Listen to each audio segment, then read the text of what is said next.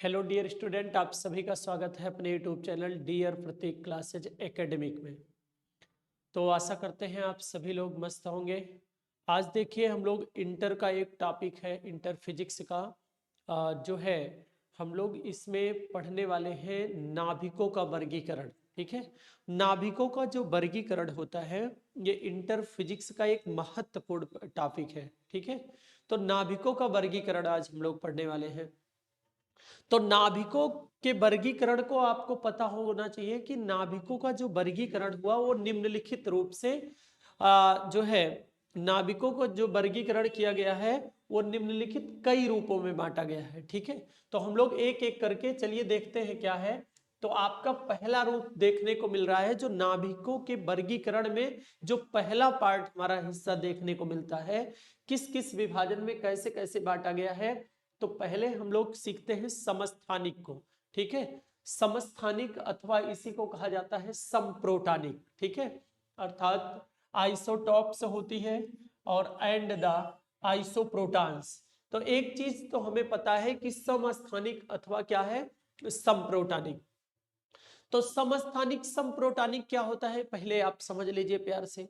समस्थानिक समप्रोटानिक का मतलब होता है कि ऐसे तत्व होते हैं जिनके क्या बराबर हो, जिनके जो है प्रोटॉनों की संख्या क्या हो, बराबर हो, लेकिन न्यूट्रॉनों की संख्या भिन्न भिन्न हो। मतलब हम लोग ऐसे कह सकते हैं, इसके अंतर्गत ऐसे तत्व आएंगे, ऐसे तत्व, ऐसे तत्व जिनमें जिनमें क्या हो, जिनमें प्रोटॉनों की संख्या, प्रोटॉनों की संख्या, प्रोटॉनों की संख्या बराबर हो, प्रोटॉनों की संख्या बराबर हो, परंतु न्यूट्रॉनों की संख्या भिन्न भिन्न हो। परंतु जो है न्यूट्रॉनों की संख्या क्या हो, न्यूट्रॉनों की संख्या, न्यूट्रॉनों की संख्या भिन्न भिन्न हो, न्यूट्रॉनों की संख्या भिन्न भिन्न हो, भिन्न भिन्न हो, भिन्न भिन्न हो, उसे हम लोग क्या कहते हैं, भिन्न भिन्न हो, उसे उसे समस्थानिक, उसे समस्थानिक अथवा उसे समस्थानिक अथवा समप्रोटानिक, समप्रोटानिक इसी को हम लोग कहते हैं, अथवा अथवा आइसोटॉप्स। क्या कहते हैं, अथवा आइसोटॉप्स कहते हैं। ठीक है, आइसोटॉप्स कहते हैं, आइसोटॉप्स कहते हैं। अब आप चीजों को पहले अच्छे से समझ लीजिए कि ऐसे तत्व इसके अंतर्गत आएंगे भैया, ऐसे तत्व जिनमें क्या हो, जिनमें प्रोटॉनों की संख्या बराबर हो, जिनमें क्या हो, प्रोटॉनों की संख्या बराबर हो, लेकिन न्यूट्रॉनों की संख्या भिन्न भिन्न हो, उसे हम लोग कहते हैं समप्रोटानिक। क्या कहते हैं, उसे कहते हैं समप्रोटानिक। और समप्रोटानिक को ही क्या कहा जाता है, आइसोटॉप्स भी कहा जाता है। इसी को समस्थानिक, समप्रोटानिक, आइसोटॉप सब इसी को कहते हैं। एक एग्जाम्पल के तौर पे हम लोग एग्जाम्पल उठाते हैं। ठीक है, एक एग्जाम्पल उठा लेते हैं, एक मिनट, एक एग्जाम्पल हम ले लेते हैं इसका। तो आप देखिएगा, जैसे हम लोग जानते होंगे, हाइड्रोजन को जानते हैं, 1H1 भी होता है, और हाइड्रोजन को ही जानते हैं। अब द्रव्यमान संख्या बढ़ जाएगी इसकी, 1H2 हो जाएगा और 1H3 हो जाएगा। मान लीजिए ये ऐसे लिख उठता है, इसमें हमें चेक करना है समस्थानिक, समप्रोटानिक, समन्यूट्रॉनिक, यही सब चेक करना है। तो एक बात आप व्यवस्थित तरीके से पहले ये समझ लीजिए कि हम लोग जानते हैं कि जो हमारा इसी को कहा जाता है परमाणु क्रमांक। क्या कहा जाता है, परमाणु क्रमांक। तो ये तो है हमारा परमाणु क्रमांक। क्या है, परमाणु क्रमांक। परमाणु क्रमांक की संख्या कितनी है इसमें, एक है। ये तो परमाणु क्रमांक हो गया। और परमाणु क्रमांक को ही हम लोग क्या कहते हैं, प्रोटॉनों की संख्या कहते हैं। तो प्रोटॉन की संख्या इसमें कितनी हो जाएगी, तो प्रोटॉन की संख्या भी कितनी है? 1 है। प्रोटॉन की संख्या भी 1 है, तो परमाणु क्रमांक और प्रोटॉन की संख्या दोनों 1 है। इसे आप क्या कहते हो? ये हमारा होता है द्रव्यमान संख्या। इसे हम लोग क्या कहते हैं? इसे हम लोग कहते हैं द्रव्यमान।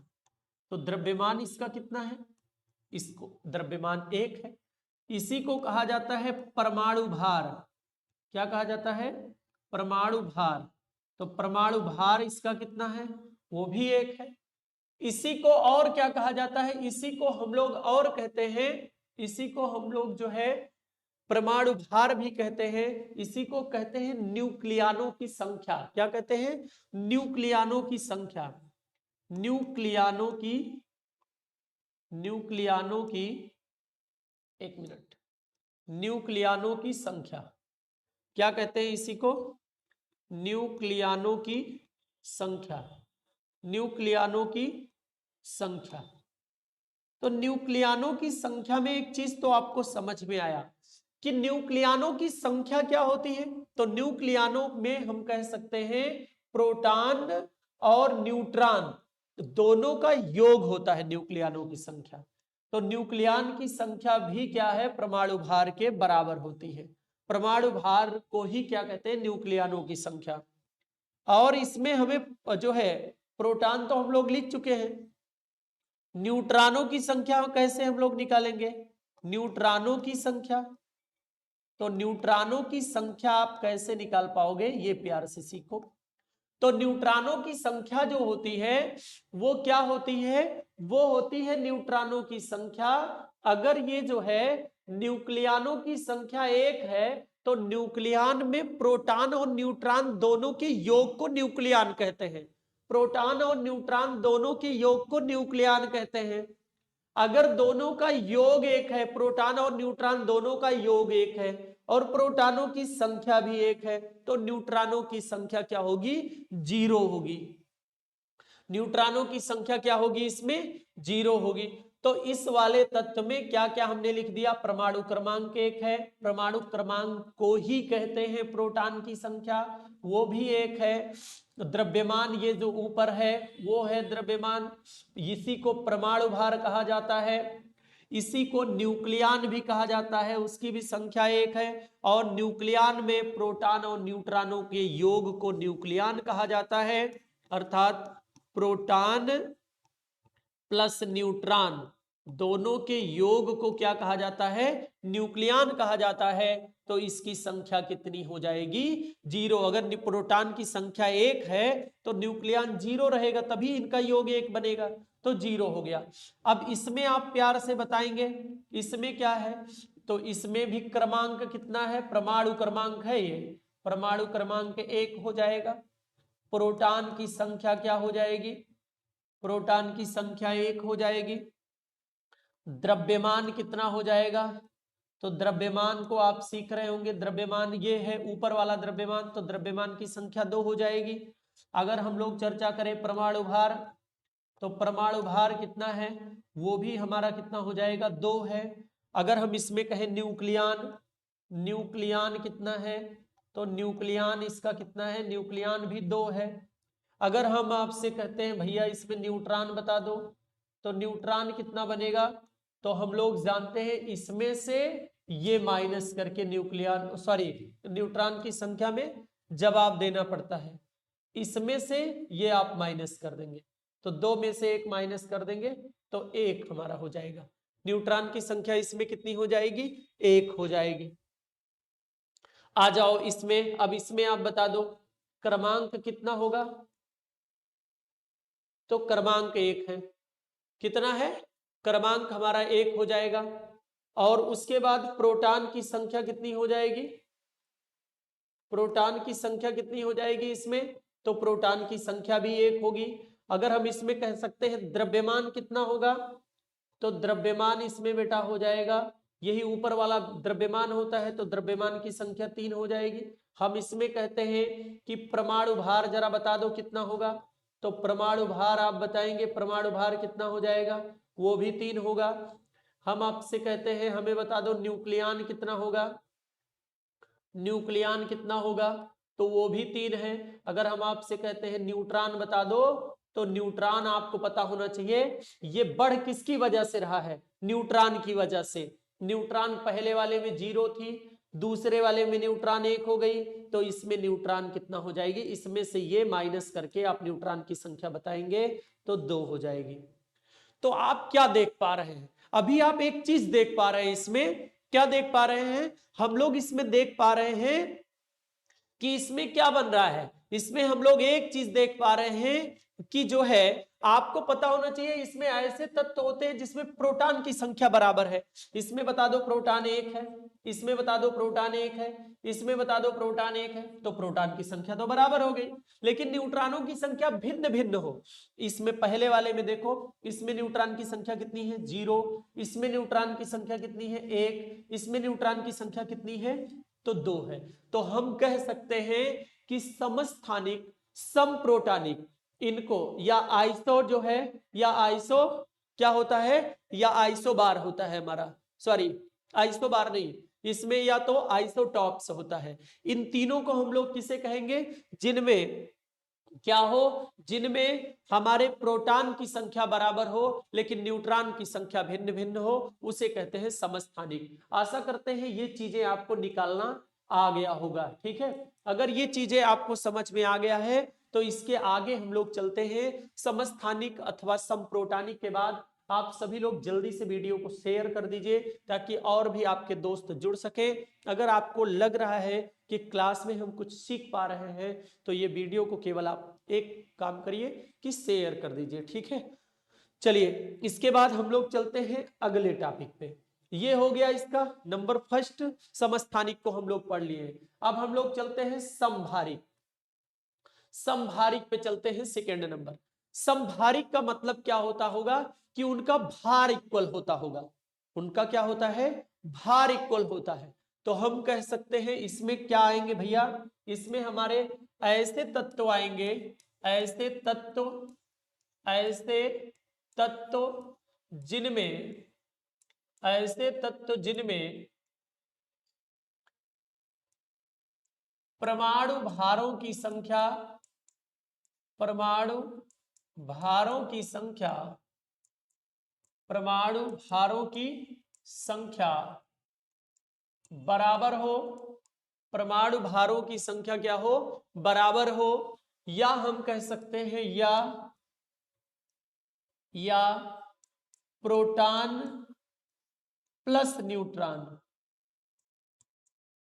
दोनों के योग को क्या कहते हैं, दोनों के योग को न्यूक्लियन कहते हैं, या हम कहें न्यूक्लियन, न्यूक्लियनों की संख्या,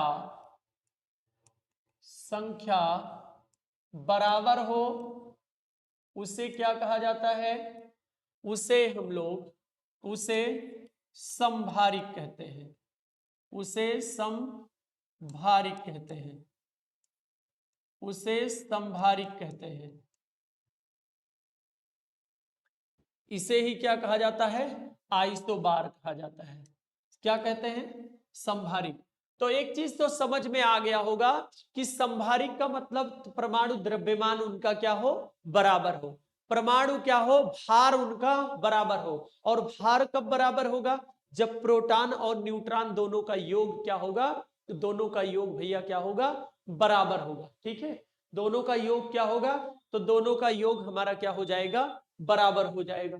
ठीक है, अब समभारिक है हमारा, इसमें एक हम एग्जाम्पल उठा लेते हैं, एक एग्जाम्पल के थ्रू हम समझाते हैं। जैसे था हमारा 1H3, ठीक है, फॉर एग्जाम्पल ले लेते हैं 1H3, और ये है हमारा 2He, और इसका भी हीलियम का ये क्या होता है, 3 होता है। दोनों को चेक करते हैं, आप बताइए इसको क्रमांक कहा जाता है, तो परमाणु क्रमांक इसका कितना है, तो परमाणु क्रमांक 1 है। इसी को कहा जाता है प्रोटॉन की संख्या, तो प्रोटॉन भी 1 है। इसको कहा जाता है द्रव्यमान की संख्या, तो द्रव्यमान इसका कितना है, 3 है। इसी को कहा जाता है परमाणु भार, तो ये परमाणु भार इसमें कितना है, तो परमाणु भार भी 3 है। और हम लोग जानते हैं न्यूट्रॉन के लिए इसमें से परमाणु क्रमांक को घटा देते हैं, तो न्यूट्रॉन कितनी हो जाएगी, तो न्यूट्रॉन 3 में से 1 घटा देंगे तो 2 आ जाएगी। ठीक है, इसमें आप निकालिए, इसमें आप क्रमांक बताएंगे, क्रमांक कितना आएगा, तो 2 आ जाएगा। प्रोटॉन की संख्या कितनी हो जाएगी, अगर हम बताएं तो प्रोटॉन की संख्या कितनी होगी, क्रमांक ही प्रोटॉनों की संख्या होती है 2। द्रव्यमान की संख्या कितनी हो जाएगी, तो द्रव्यमान की संख्या कितनी हो जाएगी, 3 हो जाएगी। परमाणु भार की चर्चा करें तो परमाणु भार कितना हो जाएगा, 3। अगर हम आपसे पूछे न्यूट्रॉन की संख्या कितनी होगी, तो न्यूट्रॉन 3 में से ये आप घटा देंगे तो 1 होगी।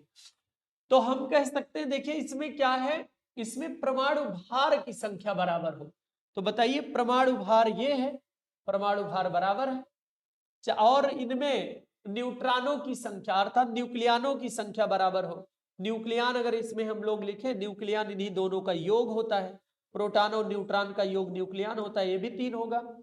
प्रोटॉन और न्यूट्रॉन का योग होता है न्यूक्लियन, ये भी 3 होगा। तो कह सकते हैं इसमें द्रव्यमान बराबर हो, परमाणु भार बराबर हो, न्यूक्लियन बराबर हो, लेकिन इनकी संख्या भिन्न भिन्न हो। किसकी, प्रोटॉन और न्यूट्रॉन की।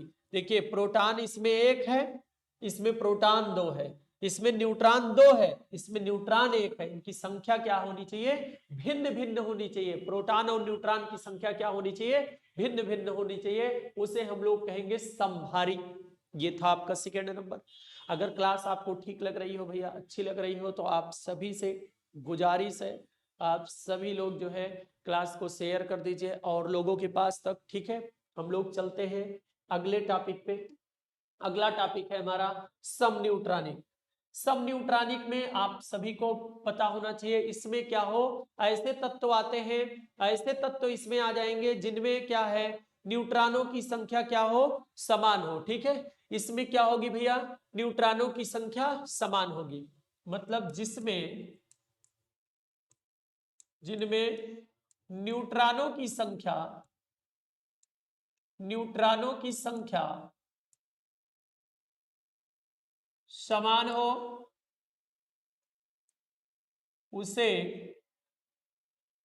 सम न्यूट्रॉनिक कहते हैं, उसे सम न्यूट्रॉनिक कहते हैं। उसे क्या कहेंगे भैया, सम न्यूट्रॉनिक्स कहेंगे, और उसे ही हम लोग सब न्यूट्रॉनिक्स कहेंगे। ठीक है, अब इसमें आप ध्यान से देखिएगा, इसमें हम लोग लिथियम देख लेते हैं एग्जाम्पल में, एक तत्व उठा लेते हैं लिथियम फॉर एग्जाम्पल। लिथियम क्या है, लिथियम का 3 होता है परमाणु क्रमांक और परमाणु भार 7 होता है।